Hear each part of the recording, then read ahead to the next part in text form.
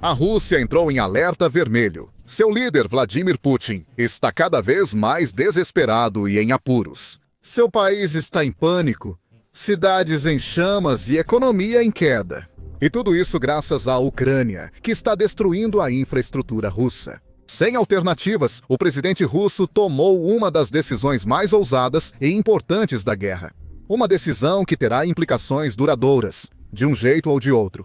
Mas também uma decisão que mostra o quão desesperadora a situação está se tornando para o Kremlin.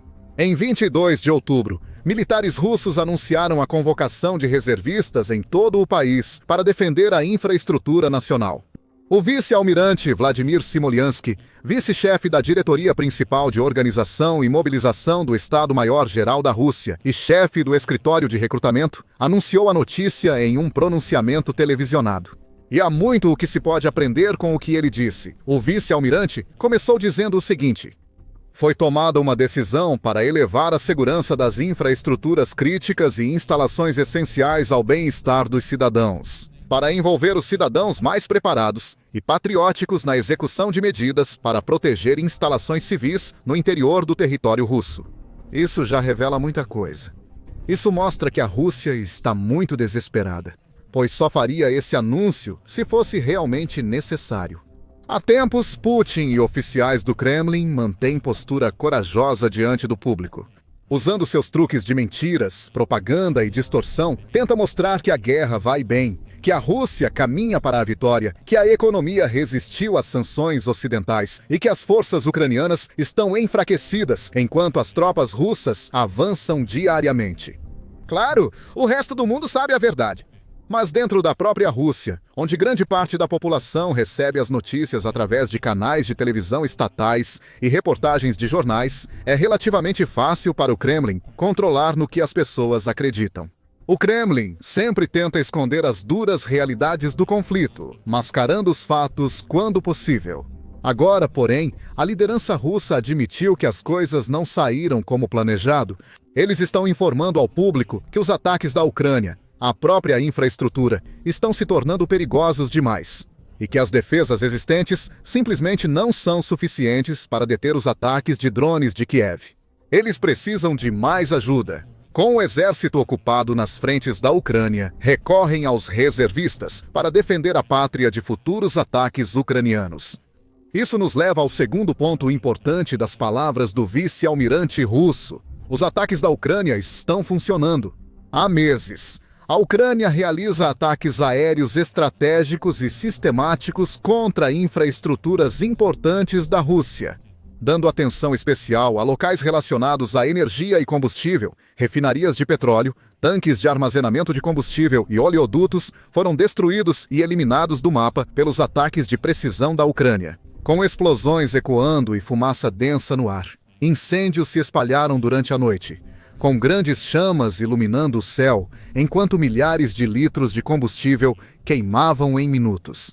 Sozinhos, ataques individuais como esse podem não significar muito no grande esquema das coisas, mas somados.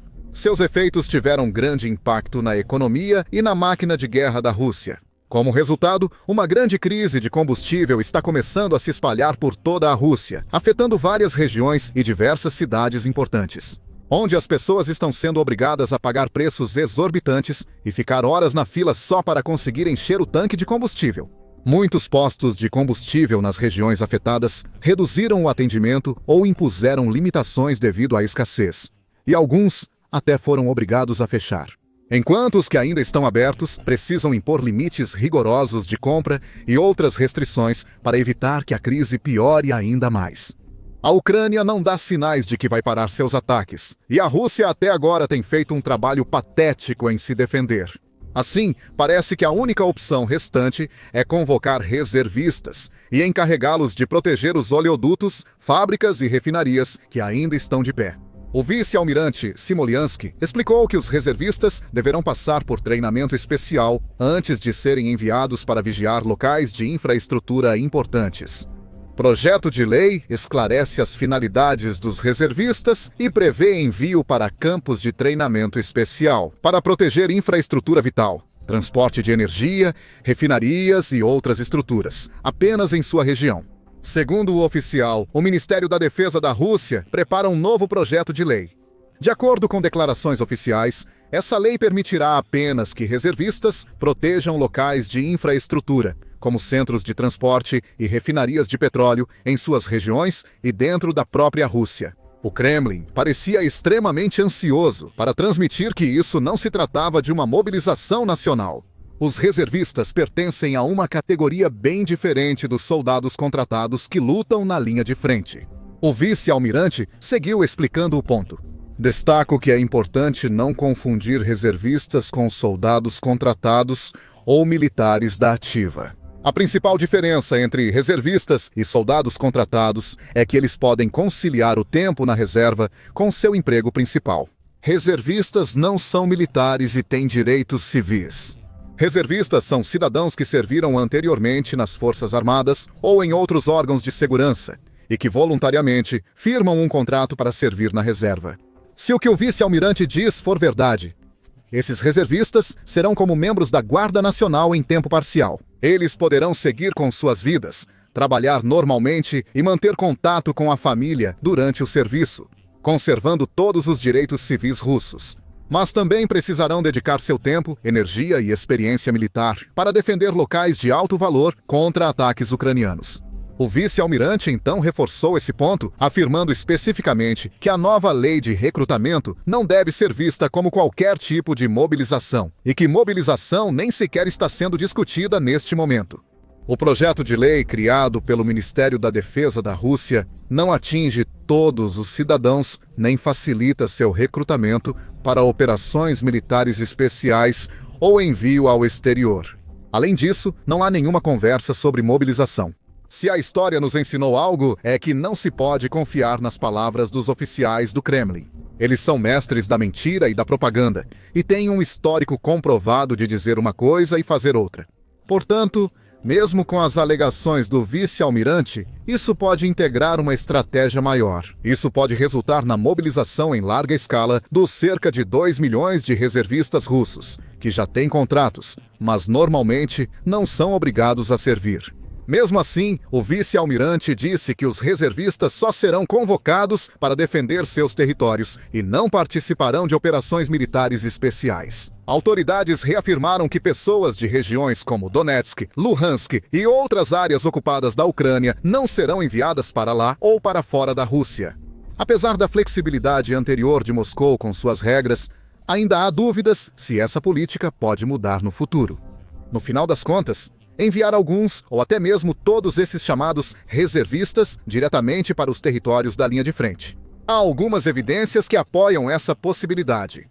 Primeiramente, não seria a primeira vez que a Rússia mentiu descaradamente sobre suas verdadeiras intenções. Como já mencionado, o regime de Putin se acostumou a dizer uma coisa e fazer o oposto, com vários exemplos recentes disso. Em diversas conversas com Donald Trump, Putin teria mostrado interesse em encerrar a guerra e discutido abertamente negociações para cessar fogo ou acordo de paz. Só para atacar a Ucrânia, com drones e mísseis em níveis recordes dias depois. Antes da guerra, autoridades do Kremlin repetiram que não haveria conflito, que o mundo mentia e espalhava medo, e que a Rússia não planejava enviar tropas para Donbás. Vladimir Tizov, ex-embaixador russo na União Europeia, afirmou em janeiro de 2022, pouco antes da invasão, que a Rússia não planejava invadir a Ucrânia ou outro país. É um blefe criado não na Rússia, mas nos países que hoje espalham essa mensagem histérica pela Europa e pelo mundo. Até mesmo o fato de a Rússia sempre se referir à guerra como uma operação militar especial é mais uma página do mesmo manual. É uma forma de transformar a linguagem em arma, usando as palavras e termos certos para introduzir ideias de maneira suave ou gentil, só revelando toda a verdade feia depois. Muito tempo depois, o mesmo cenário pode estar se repetindo mais uma vez. Primeiro, o Kremlin poderia introduzir suavemente essa ideia de reservistas pegando em armas voluntariamente para defender suas regiões. 1 ou 2 meses depois, poderia anunciar que alguns desses reservistas já estão indo para a linha de frente. Outra evidência que apoia essa possibilidade é o vice-almirante parecer tão ansioso em enfatizar que não se tratava de uma mobilização. No discurso, ele destacou várias vezes que reservistas diferem dos soldados contratados, que eles estavam lá puramente de forma voluntária e que tinham assinado contratos para servir ao seu país.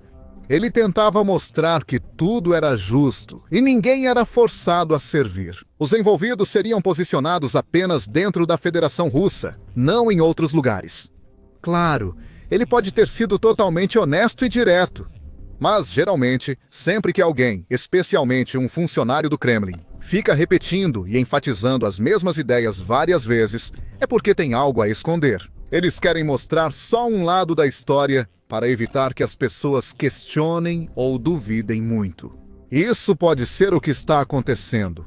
Não há como saber por enquanto. Mas está claro que o vice-almirante estava sob ordens rigorosas para enfatizar certos pontos e antecipar possíveis preocupações do público. Só o tempo dirá por que o Kremlin estava tão ansioso para apresentar seu anúncio de uma forma tão específica.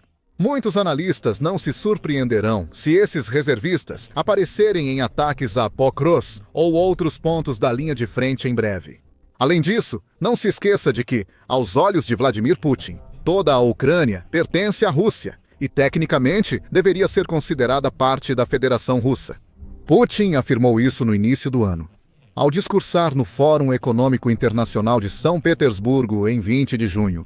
Já afirmei várias vezes que vejo os povos russo e ucraniano como um só. Assim, toda a Ucrânia é nossa. Temos uma regra antiga: onde um soldado russo pisa, é nosso. O novo projeto de lei afirma que reservistas só serão enviados para locais na Rússia. Mas Putin afirma que toda a Ucrânia pertence tecnicamente à Rússia. Assim, fica claro como o plano de reservistas pode ser facilmente distorcido para parecer uma mobilização em grande escala. O terceiro motivo para apoiar isso se resume a uma palavra: dinheiro. Sem dúvida. A economia russa despenca. O país conseguiu reduzir parte do impacto das sanções ocidentais e do alto custo de financiar a guerra. Nos primeiros anos, graças a muito planejamento, preparação e decisões relativamente inteligentes por parte do Kremlin, como acumular reservas financeiras, fortalecer as relações comerciais com países como Índia e China e reduzir a dependência da Rússia de importações e tecnologias ocidentais. Embora a inflação e as taxas de juros extremamente altas continuem pesando bastante sobre a economia. Agora, no entanto, à medida que o conflito se aproxima do seu 4º aniversário, a Rússia está sentindo totalmente a pressão.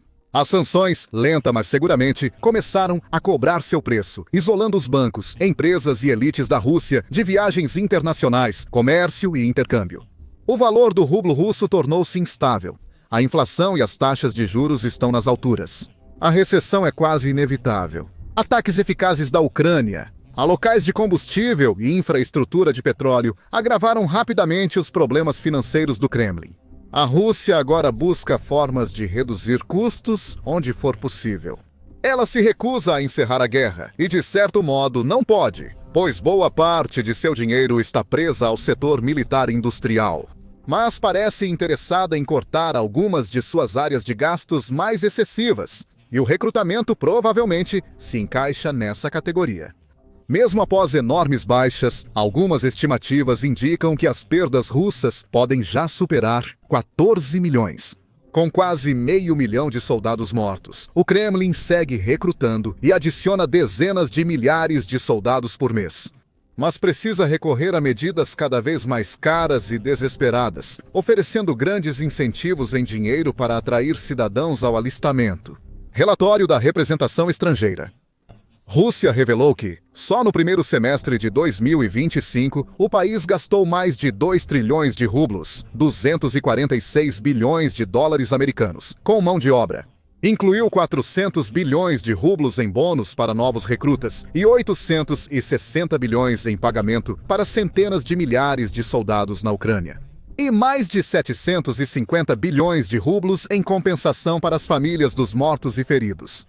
Se essas taxas continuarem as mesmas pelo resto do ano, então até o final de 2025, A Rússia gastará mais de 4 trilhões de rublos, cerca de 50 bilhões de dólares, apenas para recrutar tropas, pagar salários e compensar familiares. Isso equivale a 2% de todo o produto interno bruto da Rússia e quase 10% do orçamento federal do ano. É uma quantia enorme de dinheiro. Com relatos mostrando que a Rússia gasta cerca de 2 bilhões de rublos, ou 24 milhões de dólares por dia, só em bônus para novos soldados, fica claro como esse sistema é insustentável. Assim, ao invés de continuar gastando quantias extravagantes de dinheiro para colocar novos soldados no campo de batalha, com muitos deles provavelmente sendo mortos ou feridos. Antes mesmo de terem qualquer chance de causar algum impacto, os líderes da Rússia podem sentir que é muito mais econômico fazer bom uso de suas grandes quantidades de reservistas. Eles só precisam achar uma brecha legal que permita enviar reservistas para a Ucrânia. Segundo analistas do Instituto de Estudos de Guerra dos Estados Unidos da América, Instituto de Estudos de Guerra, essa nova proposta de lei pode causar exatamente isso, conforme análise recente das ações legislativas do Kremlin e intitulada Aviso. O Kremlin vai mobilizar reservistas continuamente para lutar na Ucrânia pela primeira vez. Segundo o Instituto de Estudos de Guerra, os sistemas de recrutamento russos estão enfraquecendo e ficando caros demais para o Kremlin manter. O principal método da Rússia para gerar mão de obra, com incentivos financeiros e preços altos, deve perder força e ter retornos menores a partir de outubro de 2025. Os escritórios de recrutamento militar russos não estão conseguindo aumentar as taxas de recrutamento, apesar do aumento dos pagamentos, uma tática que anteriormente elevou as taxas de recrutamento em 2023 e 2024. O método do Kremlin para recrutar voluntários já enfrentava dificuldades financeiras no início de 2025. Como resultado, o Instituto afirma que a Rússia vem acumulando sua reserva estratégica há algum tempo. Uma fonte russa, conhecida por relatos precisos sobre o comando militar, afirmou em 21 de setembro que cerca de 292 mil pessoas assinaram contratos com o Ministério da Defesa russo e parte desses recrutas integra a reserva estratégica. A emenda ao projeto de lei, adotada em 13 de outubro, pode criar o mecanismo legal para ativar elementos da reserva. O Instituto de Estudos de Guerra segue achando que o Kremlin deve usar a nova emenda para enviar reservistas ao combate mais rápido que antes, quando era preciso declaração de guerra ou ordem de mobilização. Acrescenta que esse método pode ajudar a Rússia a gerar forças de forma muito mais barata, economizando com bônus de assinatura e custos de recrutamento, o que pode aliviar a economia cambaleante do país. O Instituto de Estudos de Guerra aponta que essa estratégia pode facilmente prejudicar Putin, principalmente se muitos russos perceberem as mentiras e entenderem que os reservistas estão sendo forçados a ir à Ucrânia contra a vontade. É provável que o Kremlin invista recursos significativos para convencer o povo russo de que os reservistas enviados para a Ucrânia o fizeram voluntariamente. O serviço militar obrigatório segue impopular e polêmico. E Putin pode ter mais riscos políticos se o Kremlin não convencer os russos de que os reservistas mortos na Ucrânia foram voluntários. O Kremlin arrisca-se ao tomar essa decisão, mesmo planejando usar reservistas só para defender territórios russos. Por enquanto, o plano pode ser inútil, pois a Ucrânia já mostrou saber contornar as defesas russas com drones e mísseis. Continuará atacando a infraestrutura de petróleo do Kremlin, centros de transporte e outros locais importantes nas próximas semanas e meses. Mais tropas russas nesses locais não serão suficientes para salvá-los. Na verdade, isso só causará mais baixas evitáveis e maiores perdas ao país. Se, porém, a Rússia tiver planos maiores e quiser enviar as tropas de reserva para a Ucrânia, ela pode ter que lidar com uma população cada vez mais irritada e indignada, muitos dos quais já estão cansados da guerra e ansiosos para vê-la chegar ao fim. Confira como ressentimento, dissidência e até rebelião emergem em regiões russas neste vídeo, que mostra indígenas reagindo de diferentes formas contra Moscou. Alternativamente, para uma análise mais detalhada do que está acontecendo dentro dos muros do Kremlin, assista a este vídeo que explora como a paranoia de Putin desencadeou uma purga sem precedentes de funcionários russos e colocou o presidente na posição mais precária de toda a sua carreira. Por fim, inscreva-se no nosso canal e ative as notificações para receber primeiro as principais notícias e acontecimentos da guerra entre Rússia e Ucrânia e de outros conflitos importantes no mundo.